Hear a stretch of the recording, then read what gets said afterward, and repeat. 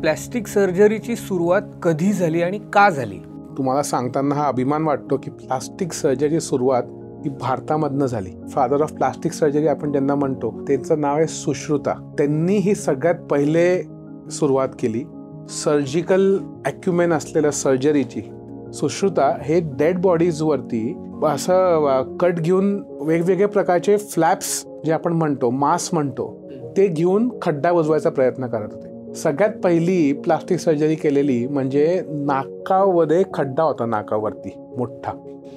त्या खड्ड्याला त्यांनी कपाळाचं मांस लावलं होतं आणि तिथनं मग ते रिकन्स्ट्रक्शन आणि प्लास्टिक अशी सुरुवात झाली होती. कोलकातामध्ये असलेल्या एका सर्जनकडे हे सगळे ग्रंथ होते.